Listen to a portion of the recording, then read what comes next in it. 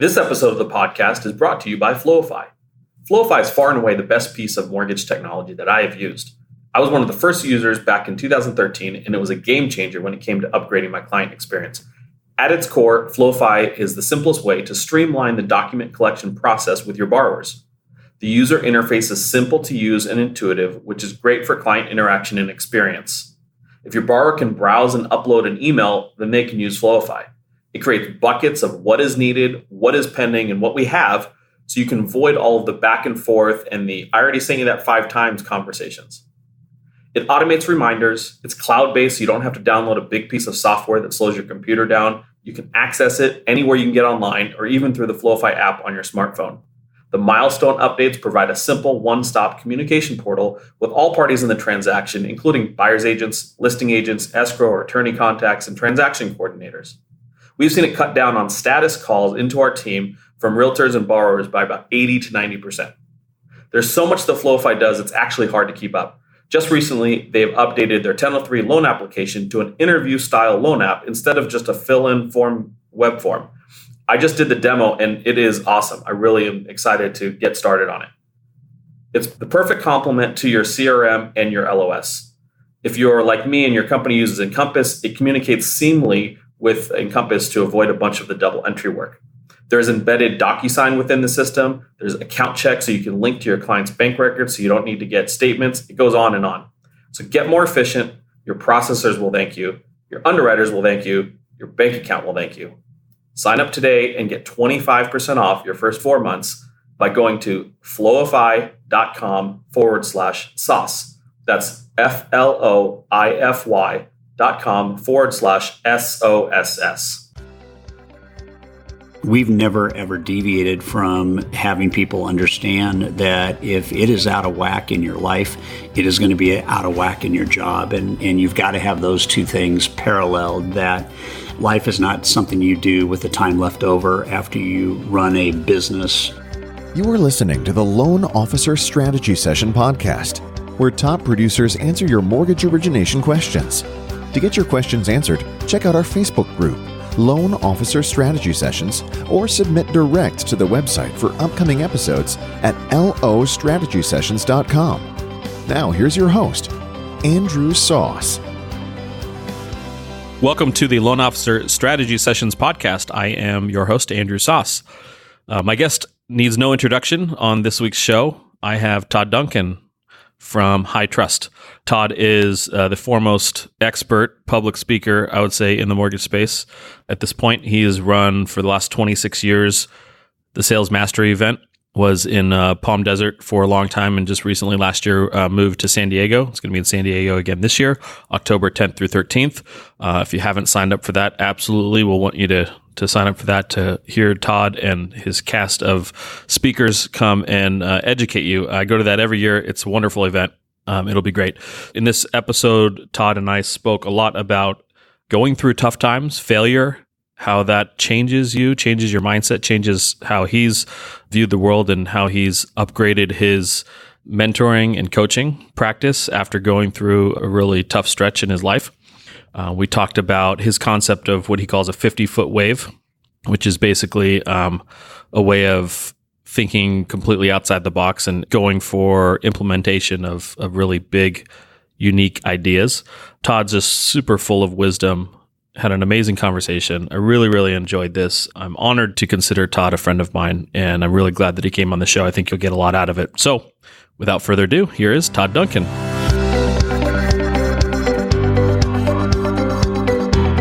All right, I am here with Todd Duncan. Todd, welcome to Loan Officer Strategy Sessions podcast. Thank you very much for joining us. Andrew, it's really great to be with you, and look forward to our time together. Awesome. Hey, Todd, so I was doing some research in preparation for our talk today, and I realized how little I knew about your background. I'm sure there's a lot of people out here who know a lot about it, but I wasn't aware, and it's actually pretty fascinating. Could you maybe just give us a few minutes of sort of how you got into this crazy business and some of the ups and downs that you've gone through over the last, 30 years? 30 years, that is crazy, right? It's interesting that I, not too different than probably a lot of people that listen to your podcast and really a lot of people that are in the business.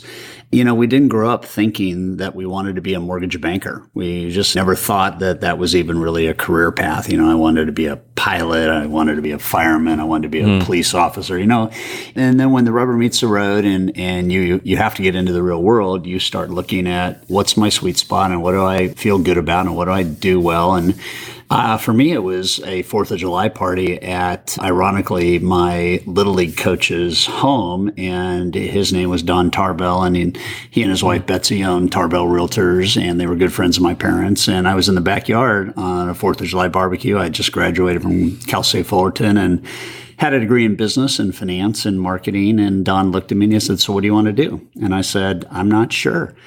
And he said, "Have you ever thought about mortgages?" And I said, "I hadn't."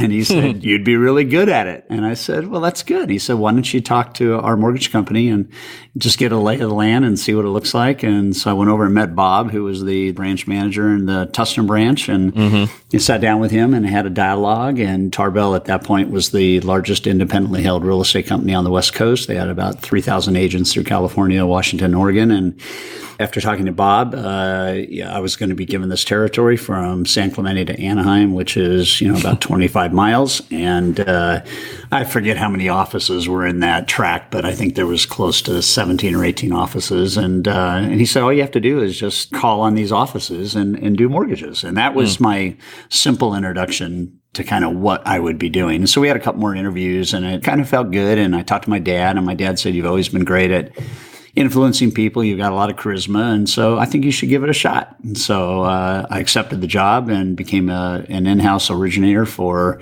Mission Hills Mortgage, which was the Tarbell Mortgage Company. And a lot of highs and lows along the way as I learned the ropes, and we can get into that, as we go forward. But I had the same pressure everybody had, and that is, I'm ultimately going to be on straight commission. I ultimately have to eat what I kill, and I have to get at a point where I'm uniquely different in the market so that I can attract the right people to refer business to me, not just once, but all the time. And I figured that out in some unique ways that I think we can probably get into. But I think one of the interesting points, in the market we're in today right now is shifting. And when I got into the business, Andrew, it was probably one of the worst times you could ever get into the business. Interest rates were 18, 19%. Government deals were 16.5, 5 or 6 points. You had, prime at 20, maybe 21%. You had the lowest consumer confidence in the history of consumer confidence being measured.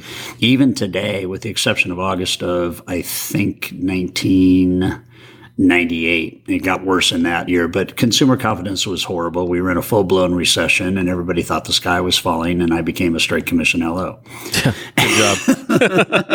Timing is everything, but I just used it to my advantage. And I tell people, and it's kind of a great throwback, but my folks had another couple friends, husband and wife, that owned a print shop, and I went over there and I had a 5-inch button made up, and it was a lime green button and navy blue print, and the navy blue print just simply said this: "Rumor has it we're in a recession. I'm not participating."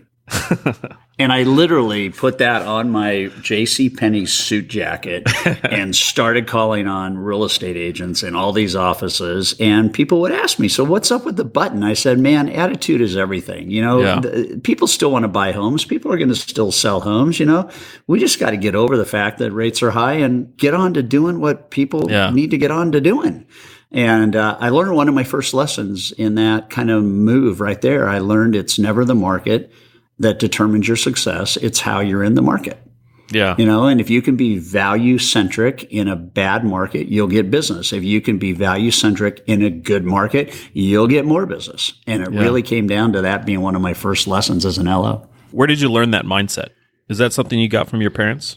I think I got the positivity mindset from my grandmother. She gave me, for my 16th birthday, she gave me a book. The book was entitled Success Through a Positive Mental Attitude, and it was by W. Clement Stone. And one of the early motivators in the same kind of genre as Norman Vincent Peale and Napoleon Hill, those guys. And so I kind of learned positivity at that point. And when I got into business, I just realized that there's two types of people. And there are those that see opportunity, and then there are those that see loss. Yeah. And typically, most people, when they look at a market and it's a tough market, they see loss. And it is hard to compete in a tough market. But when you are better compared to everybody in a tough market, you'll outperform everybody. And if you add positivity to that, you'll outperform everybody 2, 3, 4x. It's like people make these false assumptions, like in December, it's the end of the year, everybody's winding down, blah, blah, blah, blah, blah, blah, blah. So nobody works as hard in December as, they work in the other months of the year. And I made a decision my first year that December would be my best month. And I had no competition because everybody thought it was the end of the year. And so what's the positive opposite of it's the end of the year? Well, it's the end of the year and everybody's taking time off, and it's the end of the year and I'm not taking time off, and I'm going to crush my competition. Yeah, it's a great time to capture market share. So positivity, I think, was learned very early on. And I think that, when you're purposeful about how you bring to light the things that are good about any situation, you will trump the people that cannot see the good in those same situations. So that's a good segue to how you get through some tougher times in your life. And I think this would be enlightening to share with our audience. So fast forward 15 years, you've started a coaching company, you merged or bought or acquired another company right before the financial meltdown. Is that right? Yeah. Timing is everything. Yeah. So I think there's a couple of things that I can bring to light just about the transition, first and foremost. So I didn't start the Duncan Group because I wanted to start a company. I started the Duncan Group because I had a tremendous amount of frame of reference from other originators that I should start the Duncan Group. And so it was interesting that when enough people were telling me, because the backstory is by the age of 24, I was number 1 or 2 in my company. And by the age of 25, I was a top rep nationally. And so my company started asking me to teach other LOs what I was actually doing to be successful. And so I started doing that when they brought in new recruits, and about every 3 months I'd start another 2-day class for the new recruits, and I just kept teaching. And so enough of that happened where people began saying, you're good at this. And then I did realtor seminars, and there was enough realtors that said, you're a really good speaker. And so it's kind of all that stuff just adds up in the back of your mind. And I had a turning point where I went to a large seminar that was being hosted by a guy named Tom Hopkins. There was a couple thousand people in the room. And what I learned by the first break was that when you line up your gifts with your passion, you will accelerate success in ways that are unimaginable. And so I was really good at doing mortgages, but I was better at speaking. And so I went up and I told Tom that based on what he had said that morning, I wanted to be a speaker. And so he asked me to wait around till the end of the day, that day at the seminar, and talk with him a little bit. And so I did, and I waited in line. There's a lot of people that wanted to talk to him, and I was the last guy in the room. And he looked at me and he said, "So you want to be a speaker?" And I said, "I think I do. I've got a lot of frame of reference where I think I could add a lot of value to an industry that I've done pretty well in." And he looked at me and he said, "This is important for your entire audience." He looked at me and he said, "So when will you be one?" And it was a huge question, because when will you be one? I had just thought that morning that, okay, I think I'm ready, but I had no idea when I wanted to be one. And I looked at him and he said, "Why don't you pick a date?"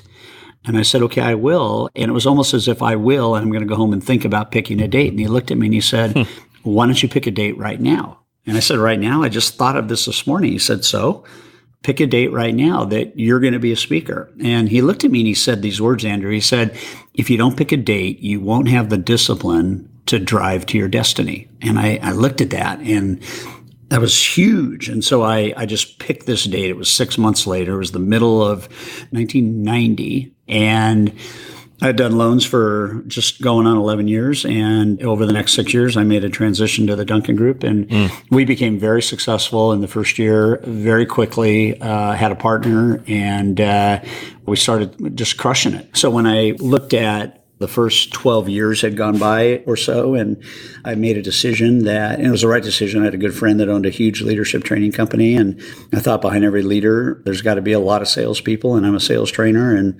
so blah, blah, blah, blah, blah. One thing led to the other, and ended up buying a company that was 8 times my size in employees and about 2 times my size in revenue. And It was a really, really great idea, but it was a really, really bad decision.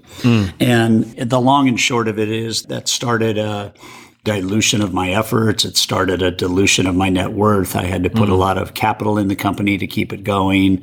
It was in Atlanta. I was in California. Just a lot of things that, weren't happening the right way, that, if I continued on that path, I could actually go broke.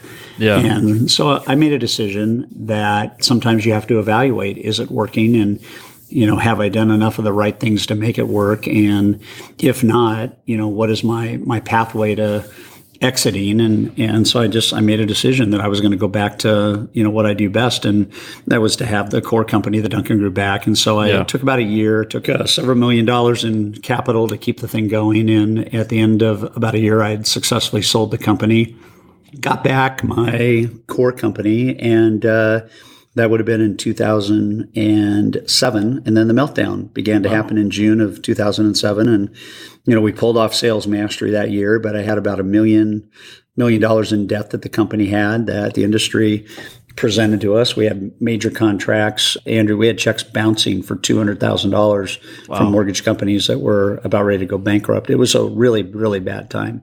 Wow. So I sold my company to somebody because I needed debt relief. I needed to get through a point where, I wasn't shouldering the debt. And so I kind of merged and sold with a industry leader in a different discipline. And it was really the only thing I could do if I wanted to stay alive financially. And it was really hard to look at being a success coach and having a very troubling situation, which in my mind was the opposite of success. Yeah. But the thing I learned through that whole deal, and even getting terminated from the guys that I sold my company to, and having to file a lawsuit and getting my patents and copyrights back and all the stuff that goes along with that. Yeah. What I really learned is that you want to have parameters in your life and boundaries in your life that you manage hard, and you don't deviate from those boundaries. And then the second thing that I really learned is big is not better. Not always. Sometimes it's better to be really focused and really good and not worry about size and not worry about growth, and not that business planning, not that future casting, not that thinking about, where I want to be in 3 or 4 years is not a good line of thought. But what you need to realize is that I got to do well what I'm doing now if I ever want tomorrow to present opportunity to me. And so it took me about, from the time I bought the company to the time I paid off all of the debt and going through the lawsuits. And then, the ultimate, I don't know how to segue to this, but then my wife was diagnosed with terminal cancer. And so I spent a year by her side, just trying to do life as she prepared for death. And, so it was a 10-year period of time. I lost almost all my money. I kept my integrity because I didn't cave in on anything. I didn't file bankruptcy. I didn't short sale any of my properties. Kept my integrity in place. My wife died, and here I am 9 years after that, bigger and better and having more fun than I've ever had and doing more business than I've ever had. And it was a long cycle. I don't advise anybody going through a 10-year slide, but it took that long to get back on top. It's an incredible story. And I read your bio on your website, and it described that, and I didn't even know the level of detail you described. So how do you feel like going through that changed you, changed your mindset, changed you into who you are now, 10 years later? There's 2 or 3 things that I think any challenging situation should present to us to accept. One is it's temporary. And if you have a temporary mindset, you can get through anything. It's not whether you'll get through it. It's just when you will get through it. And so when you have that kind of mindset, even though you would like to have not gone through the challenge, you will be able to get through it. The second thing that it does is it forces a reordering and a realignment of priorities. And when you really stop and think about it, and you think about any situation that presents a challenge to you that causes a massive deviation in normalcy. And for me, it was, how do I keep the company alive? How do I keep revenue coming in? How do I do that and still be a dialed in single dad with my 2 boys who lost their mom? And so there's really this overall kind of essence of what is the priority and how do I actually narrow my focus so that I can do what needs to be done to get through a tough time, but do it in a way where it's a shorter season so I don't have to keep borrowing life equity from the other areas that are important. Yeah. I think that there's always a reprioritization that I think occurs as well. And it's a stark reminder to everybody that you go through something, but you also grow through it. And if you grow through it, it shouldn't happen again. And if it does, it shouldn't take as long to recover. And, we have to learn from our lessons. So that was the second thing. And I think the third thing that it really did for me was it brought to center the idea that oftentimes people joke around and they say that hope is not a strategy. And, I hope I do more business, or I hope I make more money, or I hope blah, blah, blah, blah, blah, right? I hope that way. But in the spirit of getting through anything difficult, whether it's a week or 100 weeks, to have hope as the mainspring in leading to faith and confidence about that the future will be better than the present. That to me is the idea that most people miss. And that is, you got to keep hope alive. There's an acronym that I know for hope: hang on, pain ends. And I think that whenever we go through challenging times, we got to hang on because we will get through it. It's not a matter of if, it's just a matter of when and how. Yeah. So I think those are the three big lessons I learned from. And if you don't have that to cling on to, it's easy to spiral and throw a pity party and feel sorry for yourself. And I didn't mean for this podcast to start off on such a somber note, but it is what it is. It's where we go. But you and I both experienced tragedy. In fact, we experienced it on the same day last year. For those who don't know, Todd and I both lost dear friends and colleagues in the shooting in Las Vegas last October. Todd, you were very close with Brian Fraser, and I lost my right-hand man, Victor Link, one of my best friends. You talked a little bit about how you got through this tragedy in your life and these downtimes in your life. You going through that, how has that impacted your perspective, and how has it changed your curriculum, how you've actually taught and mentored people in your practice, knowing that everybody will go through something like this in their life at some point? Yeah, there's a couple of thoughts. The first one that comes to mind is the idea of, in the most dramatic circumstances, you won't get a do-over.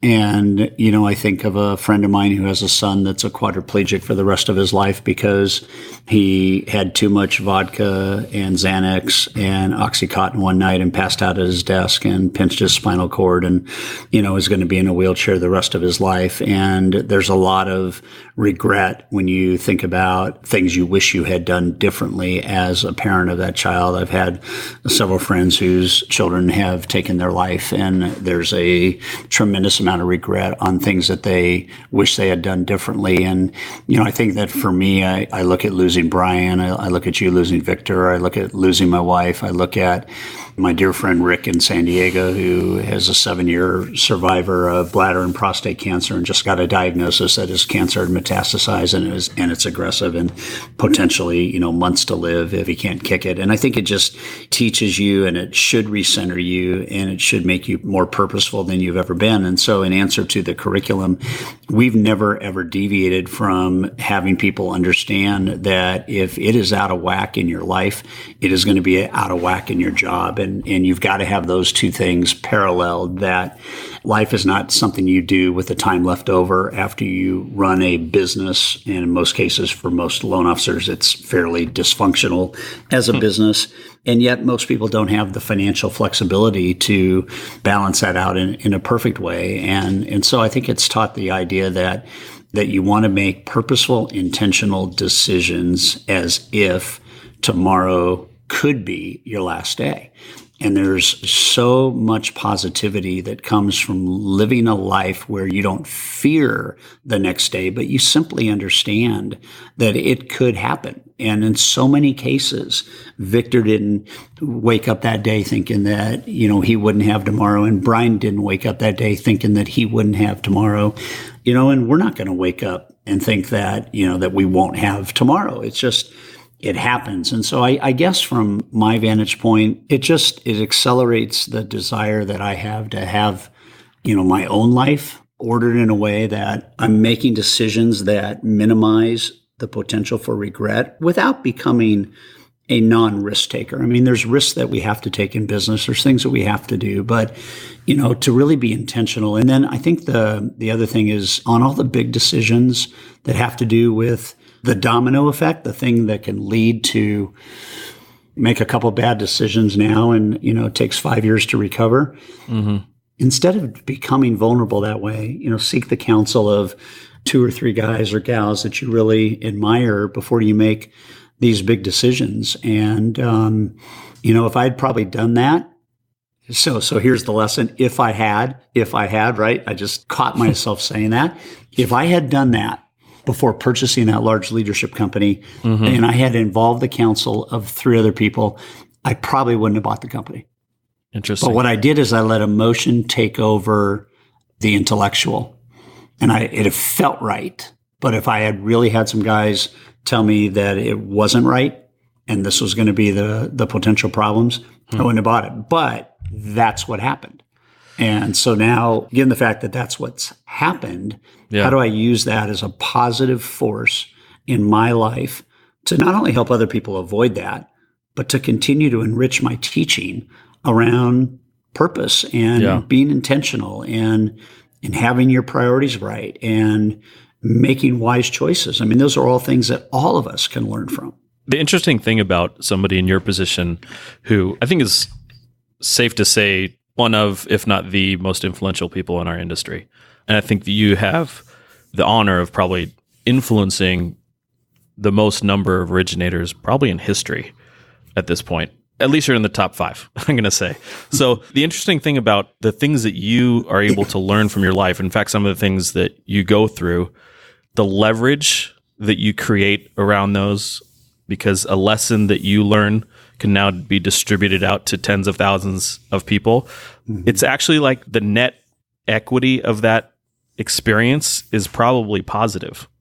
Does that make sense? It disproportionately impacted you personally, but because you've been able to teach people about these things because of the things that you've gone through, and it's really hard to teach something that you haven't gone through before, it actually can end up being a net positive overall for the whole influence of your community. I think there's something very interesting about what you just said, Andrew, and I'm looking at something on my desk right now that I look at every day, and it's a quote from Brene Brown, and the quote is, "Owning our story and loving ourselves through that process is the bravest thing that we will ever do."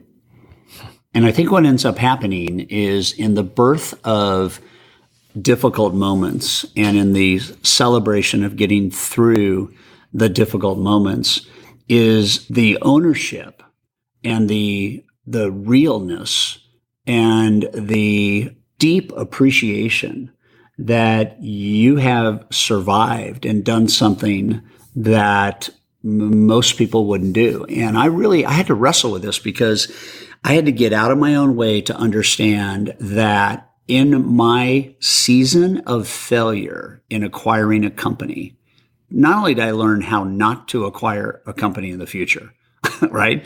But what I learned was that there is unbelievable power in telling my story. Because people, I think, are attracted to vulnerability. I think they're attracted to transparency. I think they're attracted to authenticity.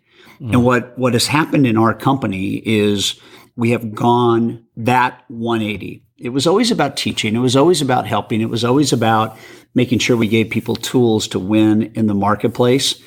But now it's almost as if I'm on your side, not talking to you, but I am on your side, sitting next to you, talking with you. And it's a very, very powerful visual. And there's a piece of advice in there for everybody who's listening. One of our rules right now in our family dynamic, so Deb and I have a kind of an operating system. And one of the rules of that operating system is if we have big decisions to make, we don't talk to people who have not had to make the same big decision. Even though there might be hundreds more that could give us their advice is not as real as the advice from somebody who has actually gone through the process. Yeah. So in decision making and in mentoring, and when you think about, high trust coaching and our coaches are empowered to be transparent, to be authentic, to be real, not to be the coach that has all the answers. We do have a lot of the answers, if not all of them, but to be with the client, with the student, having boldness, but sitting next to them and helping them make wise choices and navigate.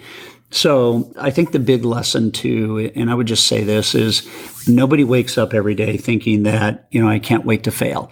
But everybody has to understand that without this word failure, there is not this word called success. Yeah. The two are mutually inclusive dynamics to forward progress and growth.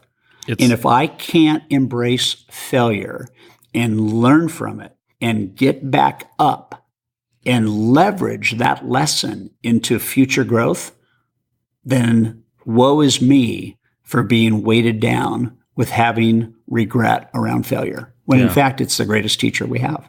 It's incredible because I'm a new father. I've got a 2.5-year-old and a 5-month-old. And I'm sure that this is something you've gone through with parenting. You only want the best for your kids. And you know that there's nothing that you can do or say or teach or whiteboard or put on a PowerPoint that's going to teach them the ways of the world of what you've learned outside of them actually going through it and actually going through pain. Nobody wants heartbreak, but you want to have experienced going through a broken heart. You know what I mean? Like, you have to experience this loss and this pain in order to sort of move to the other side to become that person, because there's nothing that you can learn in a book or on a TV show or on a YouTube video about having experienced that. It just changes who you are. I do want to move on to something a little bit maybe more tactical. And let me say one more thing, though. Yeah. The key to that whole deal is to be in a mindset that your goal is not to avoid failure or setback. Your goal is to not repeat that failure or setback after you learn the lesson. And I think that's the big deal. It's like, how many times do you need to run out of money before you start to realize that you need to have a different strategy around savings, rainy day fund, the way that you spend, the way that you buy, the way that you acquire? And I'm doing this with a 21-year-old right now who has not figured out that you need to learn that your emotional purchases that are repeated mistakes are the very thing that's creating you financial pressure. And I think the thing I want to say on this is, if we don't learn the easy lessons earlier, they get harder as we move along. And that is the key. So I didn't want to interrupt you, but I wanted to put an exclamation point on that thought. Thank you. So let's get tactical. Really helpful. Yeah, for sure. So, yeah, seriously, the first half of this podcast is all very somber, but I'm just such a big believer in mindset is so much more important than any tactical things that we can do. But it is important, I think, to give some tangible stuff to our audience. So, I just not to interrupt you again, but this is I don't want people to hear that word, Andrew. I don't want them to hear somber. I mean, I am happier than I've ever been, and I am making more impact in the world than I have ever made. And it wasn't fun, but if your attitude is right, it should serve up the platform for your best days are ahead of you. So I'm excited that I went through all of that crap. Yeah, which is weird to say, but I totally know what you mean. Yeah. Go ahead. So the last training that we did with you as a company, our company hired you to do some training for us a couple of days, and you talked about the concept of this 50-foot wave. And you had us read an article about this big wave surfer. I believe his name was Mark Visser. Is that correct? Okay. Yep, Mark Visser. Who decided to take on this challenge of prepping for and riding this 50-foot wave at night, which is insane. It's not anything that anybody thought could be done, or even, I think, thought of doing. And it goes beyond just thinking outside of the box. This is like taking the box and smashing it, flattening it out, and making a Tesla. So you use that as a metaphor for, like, what is our 50-foot wave? Like, what are things that, if you said, forget how, don't worry about how you're going to do this or how you're going to implement this, because I think so many people get hung up on, but how or who or what's this going to cost, or what, forget that. So you had to sort of erase our minds of, like, let's just say we can snap our fingers and have it done. What are some really cool 50-foot waves that we could do, that we can create in our business, that we can create for our clients, that we can add value to our realtor partners, that we can do, that we'll figure out how? Just let's dream big on this. I'm sure you've done this training around the country over the last year or so. I'm curious as to what are some of the most interesting 50-foot waves you've seen.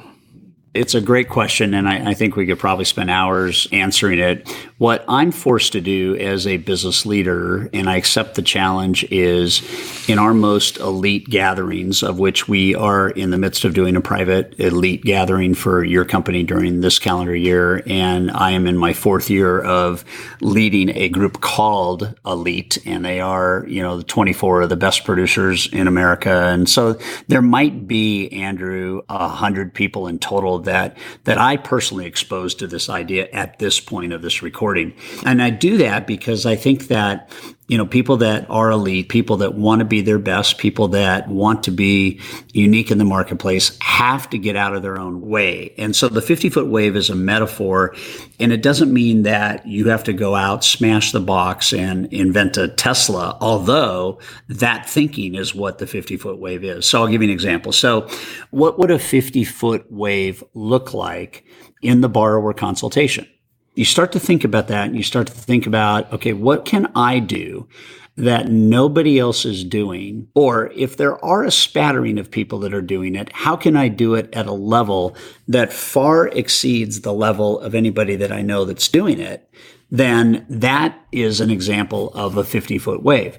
And so I talked to a guy yesterday, and one of his dimensions of the 50-foot wave is he will not do a loan for anybody who will not meet with him at his office. And his words yesterday were, it is not even an option. The simple question is, when would you like to schedule coming to our office? It's just a distinctive shift around controlling the entire buyer experience. Now, once they're there, obviously that whole thing has to be groomed and dialed and, made to be different and unique and appreciative, all the way from how do we welcome them? Do they have private parking spaces? Do we have customized, drink menus? Do we have client testimonials? Do we have team meets? What are we doing to just change that whole experience? And it's not that in and of itself, meeting with a client is a 50-foot wave idea, but how you meet with the client and how you do things differently with the client can be a version of the 50-foot idea. I'll give you another one. So one of the 50-foot waves, I think, is a visual, and you guys should check out Mark Visser. It's Jaws is the surf break that he did this at. Mm-hmm. He did it at 2:30 in the morning, a 52 or 53-foot wave. Went on to do, I think, somewhere around 10 more of the waves that night. I'll link to the article in the show notes. So wherever you're seeing this. That. So then what is nobody doing really, really well that you could go out and do? And so, one of the thoughts that we put out to our elite group was, what would happen if instead of focusing solely on agent referrals, builder referrals, that type of deal, what would happen if you saw the opportunity to plug into an organization to do something unique in that organization that had never been done? And so I'll give you 2 examples. So one of the elite members made a decision that through observation, I did a loan for my pastor. And my pastor and his wife are really, really great people. And I did that loan well. But what I've not done is I've not seen my pastor as a referral partner. That right there is the start of a 50-foot wave. So when you start to see that, in this case, the pastor is a referral partner, how? Well, there are people that come to church every single week. Great. That is this pastor's ecosystem. What do people that come to church every week come to church for? They come to church for community. They come to church for spiritual enrichment. They come to church for truth, whatever, right? Mm-hmm. And so this guy followed up with his pastor and said, I have an idea and I'd like to talk with you about it. And they sat down. And one of the things that they discovered was that most of the people coming to church and most of the people in America, 78% of Americans have financial stress. This was a CFPB finding as well, financial stress in their life. And man, if I could help you as a pastor, help the people that come to church for enrichment and community and learning and spiritual growth, improve their position in life financially, that would be a good thing for the church. It'd be a good thing for you as a pastor. The whole idea of how do I add value to the people that come to church? That's a simple question. Yes. So at the end of the day, what these guys did is they built out 6 videos. They were all 7 to 10 minute videos. Each one had to do with an element of financial stress and how to improve it and reverse it. And ended up putting the 6 videos on the church website. And so anytime somebody from the church watches the video, they can click for 3 or 4 different call to actions. They can click for a mortgage review. They can click for a debt analysis. They can click for a credit improve. They can click for all these things, right? So you look at that and you go, okay, that's huge. And the story gets better because I'll just tell you that in this example, that particular church has between 12 and 13,000 people that are plugged into its website. Wow. And that's a 50-foot wave. We have another elite member who is now the actual lender for one of the largest supermarket chains in California that has 18,000 employees. Wow. That's a 50-foot wave. When you start thinking about so when I was brand new in the loan business, my mentor said, if you don't want competition, do what they don't, go where they aren't, say what they're not saying, and ask the questions they don't ask. That's what a 50-foot wave is. If you don't want competition, imagine this. Imagine you doing something that is so radical that you promise a realtor $100,000 a year in sales commissions as part of your business model. That's a 50-foot wave. How do we do that? How do we make that happen? We teach that stuff. But it's thinking, Andrew. More than anything else, it is simply thinking. It doesn't even have to be a 50-foot wave. It could be a 25-foot wave. It could be how can you take anything you're doing and improve it to the point where you have less competition?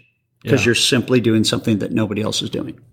Yeah, different, better, leveling up. That's how I think about my business all the time is what is it that we are all doing every single day, and how can we just get a little better at it? For me, and I'll share with, I think my audience is probably familiar with this at this point if they listen to any podcasts, but the challenge for me has never been 50-foot waves. It's always been about the implementation and of getting on the board and figuring out the right equipment and that piece of it. So I feel like implementation and scaling has always been a challenge, I think, is what has held people back from getting to where they want to go. And so they end up staying where they're at. Can you talk a bit about how you've seen people successfully scale and implement to experience the growth that they've wanted to experience? You've had to have seen a ton of success stories coming out of the 25, 30 years of doing sales mastery. What are some of the commonalities of people that have succeeded with scaling up their business and actually implementing a lot of the things they want to implement? So I think the first thing I would say that just comes to mind is the great implementers have simplified implementation. And by that, I mean the great implementers are not guilty of trying to implement too much. And I think that there's a real application here out of Pareto's principle, the 80-20 rule, the simple idea that for every 10 ideas that you come up with, there's probably 2 that are needle movers, game changers.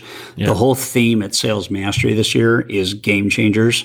And what are those in your life and business? And for 4 days, we're going to cruise down that path of talking about what they are and how you can model those. So I think the first thing I would say is simplicity. The second thing that I would say is vulnerability. And what do I mean by that?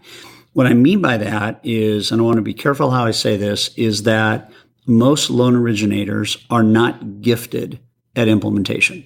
And they're not gifted for a lot of reasons. It's not their DNA. People that are people are generally not process people. People that are process people are generally less people. It doesn't mean they don't like people. It doesn't mean they're not liked by people. Yeah. It just means that their wiring is more systematic. It is more 1 + 1 + 1. And what do we do next kind of thinking. So the idea of becoming vulnerable is to say, if I'm not good at implementing, how long do I want to try to be an implementer? And I could spend years trying to implement. I had a guy, this will blow your mind, Andrew, in May. So we did our High Trust Sales Academy. We do those, I think, 3 times a year. Did our High Trust Sales Academy. And I had a guy that came up to me and he looked at me and he said, do you know that I've been trying to get this done for 18 years? And I think I finally learned how to do it today. And I looked at him and I said, 18 years. He said, yep, 18 years. And I said, so why did you wait so long? And he said, I just don't think I'm good at implementation. And I looked at him and I said, if you don't figure this piece out, even though you've just told me that in your 18th year, you got it and you want to get it done, there's a chance in your 19th year, it's not going to be done. And so this is a 50-foot wave, and not everybody can do this.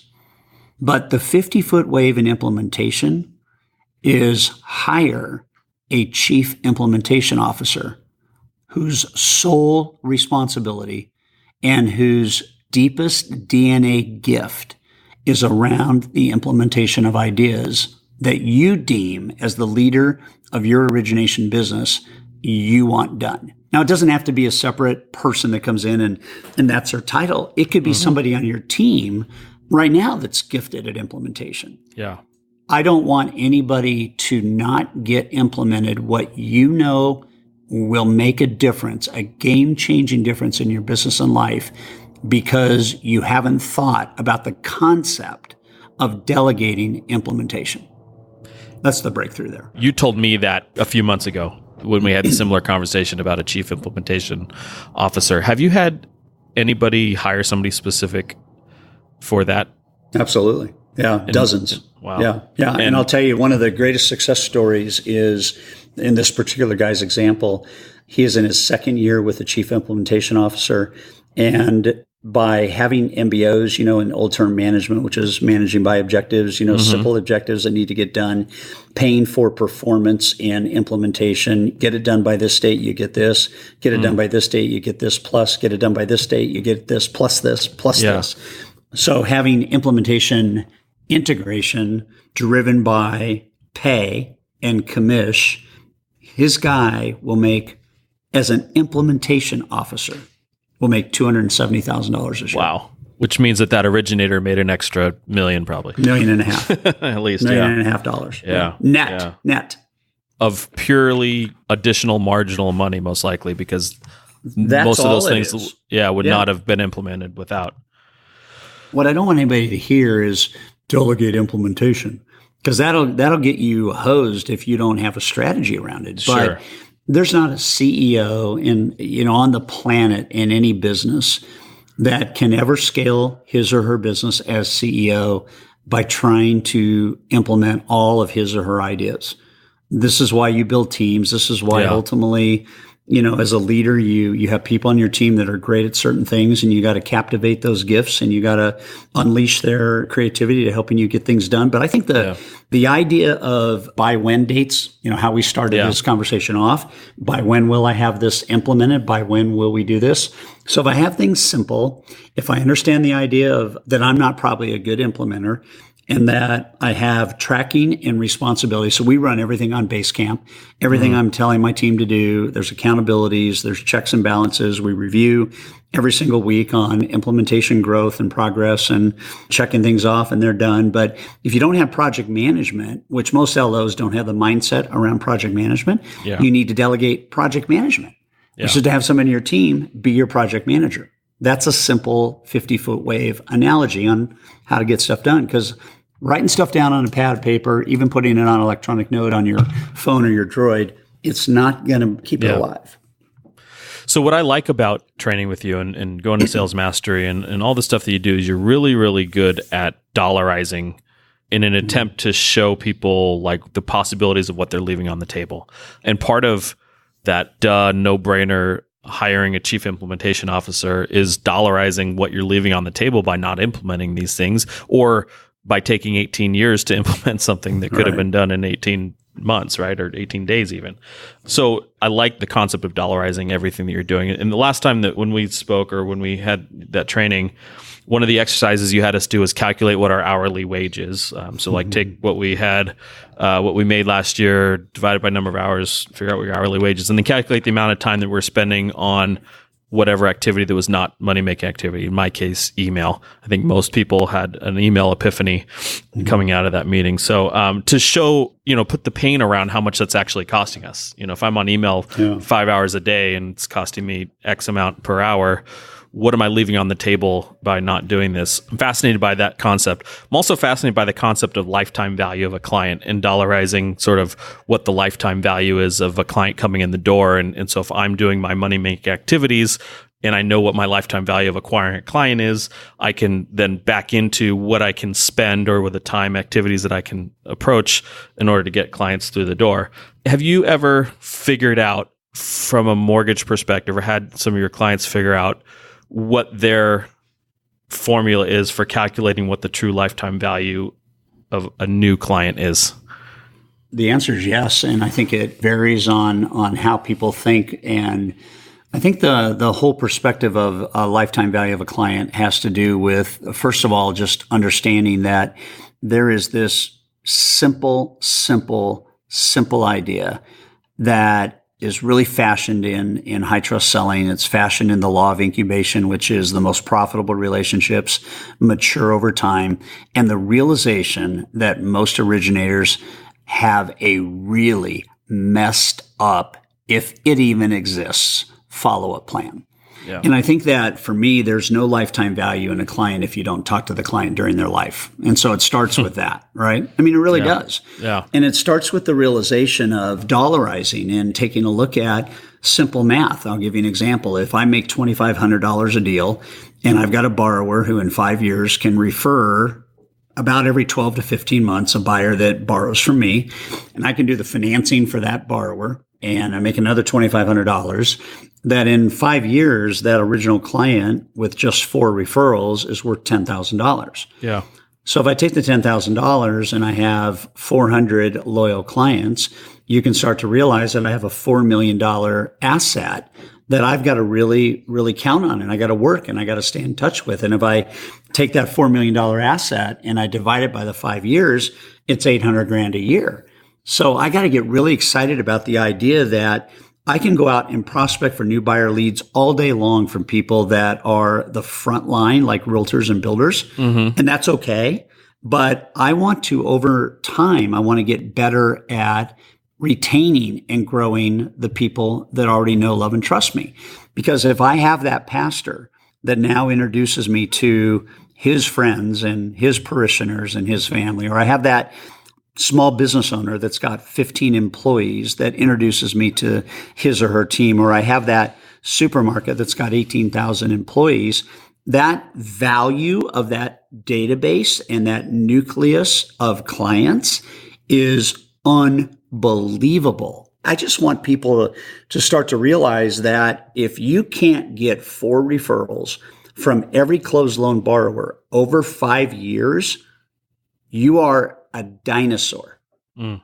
You are absolutely at the back of the pack, and you are running out of gas because your next commission is based on all of your prospecting on that front end, which is, again, nothing wrong with bringing in realtor and builder business, but there's everything wrong with always having to do that and not bringing the back end piece equal to that or more. So our elite guys and gals, and you know this, I told you this too, I want 70% of your funded volume to come from your database ecosystem and 30% to come from your frontline referrals. And for most originators, Andrew, it is like 95% is coming from frontline referrals and like 5% is coming from the ecosystem. Yeah. And in high trust, I mean, it's so easy to get your head around this, that if somebody knows and loves and trusts me as a mortgage provider, as a dialed in, uber professional mortgage professional, and they have people that they care about, if I plant the seed and build the bridge to their ecosystem, then I add value in a way that I'm able to get that business that comes back. And so everybody's got to understand that if you are not in touch with a closed loan customer, you are out of touch. And your financial future is predicated on effort instead of efficiency and return. And then you're always competing with whatever the newest shiny ball is in terms of whatever companies coming into the market going after that consumer direct model versus always going inward and looking at people who already know, love, and trust you. So I firmly believe that the holy grail for most people is to build up a big enough database such that database can support whatever your income goals are, and then turn off the spigot on stuff coming in on the front end. Watch how common sense this is. If somebody knows, loves, and trusts me, and they refer me to a friend, I have a friend that will convert faster, that trusts me faster, that will shop me less, and will not care as much about rate and fee. Yeah. If I don't have that kind of referral, then it's always going to be about getting through those front end objections before I can get into the real emotion of the deal. Yeah. I mean, and you start talking about, if I hear margin compression one more time, I just feel like you have margin compression if you're fishing in that pool under which margins have been compressed. And for a lot of us, I know the way that you teach with your elite students, it's let's fish from our own pools where they haven't been compressed, and you've added enough value to be able to get away from price and move to advice. Absolutely. Yeah. Absolutely. Hey, so we're coming up on an hour. I definitely want to be respectful of your time. Todd, where can people find out more about Sales Mastery? I know it's coming up, I believe, October 10th through the 13th in San Diego. Yep. Is that right? Yeah. Yeah. Thanks for letting me just real quickly talk about Game Changers. Sales Mastery is in its 26th year. We have had the awesome pleasure of having 60,000 originators and real estate agents come through Mastery. And every year we try to come up with a theme that is really tied to kind of what the industry is going through. And let's face it, the industry is going through game-changing metamorphosis right now. We've got all kinds of things that are happening that in order to position yourself for 2019 and beyond, you need to be aware of how the game is being changed. You got to be aware of how to change your own game personally and professionally. And, San Diego and October 10th through the 13th is the best place to hang out. We're going to have, looks like right now we're trending for 2,100 people, and we're going to spend 4 days. I've brought in 3 futurists, 3 different people from 3 different genres that are going to be keynote speakers on what's the future of this business look like, and how do you and I, Andrew, you and everybody listening to your podcast, how do we really preserve our place in the world in mortgage banking? And so the best place to check it out, to be kept up on alerts and all that, is at salesmasteryevent.com. You can also go to hightrust.com and see some of the other offerings that we have. But Sales Mastery is the gathering place every single year where we kind of unleash what should be your thoughts for the year and years to come. And we celebrate success. We build relationships. We connect. We have fun. But most importantly, we learn, grow, and get better. So salesmasteryevent.com or hightrust.com. And I'll just piggyback on that if you haven't been to Sales Mastery, or if you haven't been in a while, it's something that I go to every year. I always take out a full notebook of stuff to work on and implement, and I might get through 5% of it, but every year I'm getting better and better by going to that. And it's just an awesome, awesome event. Todd, I am humbled that you decided to be on the podcast. I'm humbled to be able to consider you my friend, and I appreciate you coming on. Yeah, no worries. Thanks a lot, and proud of you, and it's fun to be in your life. The information contained in this podcast presentation is for business and professional use only to assist real estate professionals and is not an advertisement to extend consumer credit as defined by Section 226.2 of Regulation Z. Arklatex Financial Services, LLC, NMLS number 22142 DBA Benchmark Mortgage makes no representations or warranties of any kind, expressed or implied, about the completeness, reliability, suitability, or availability with respect to the information, products, or services. All loans subject to borrower qualifying. Other restrictions may apply. Branch Manager Andrew Sauce, NMLS number 259002. Branch located at 140 Newport Center Drive, Suite 210, Newport Beach, California 92660. Contact the branch by calling 949-258-9555. Equal housing opportunity.